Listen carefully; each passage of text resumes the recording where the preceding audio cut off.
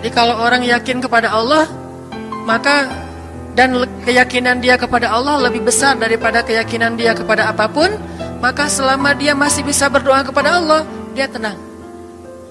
Ada masalah dikit, oh Ilahi. Ada masalah dikit, Ilahi. Ada masalah dikit, Rabbi. Terus saja.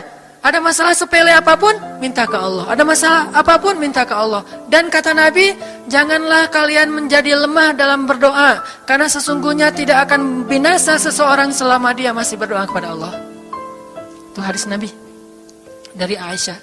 Janganlah kalian menjadi lemah dalam berdoa, artinya jadi pundung, jadi putus asa dalam berdoa, karena tidak akan binasa seseorang selama dia masih berdoa kepada Allah Subhanahu wa Ta'ala. Jadi kalau kita masih terus mengharap dan meminta kepada Allah, kita nggak akan binasa, kita nggak akan kalah, kita nggak akan rugi. Dan kata para ulama, segala sesuatu di dunia ini akan pergi dan tidak kembali. Ini clue penting nih, bisa dicatat.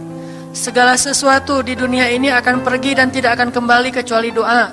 Dia pergi dan dia pasti akan kembali.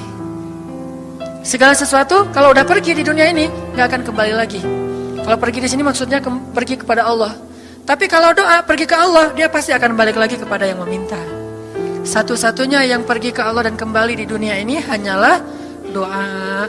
Makanya ayat ini kalau kita kasih judul adalah janji Allah kepada hambanya yang berdoa.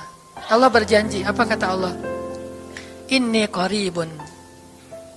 Aku itu dekat. Maksudnya gak mungkin aku gak dengar doa kalian. Begitu kita berdoa, kita pikir, Allah dengar gak ya? Jangan-jangan kok doa saya belum diijabah, kayaknya Allah gak dengar yang kemarin, saya harus keraskan lagi suara saya. Enggak, inni qarib, arti inni qarib, aku itu dengar banget apa yang kamu ucapkan. Gak usah diucapkan, di dalam hati aja Allah udah dengar. Siapa yang pernah berdoa di dalam hati terus langsung Allah ijabah? Rasulullah. Coba teman-teman buka awal juz kedua. Ayat surat Al-Baqarah ayat 144. Itu gara-gara Nabi ada harapan di dalam hati tapi gak berani ngomong gitu ke Allah. Cuma dipendam di dalam hati doang. Tapi langsung diijabah oleh Allah. Ayat surat Al-Baqarah ayat 144.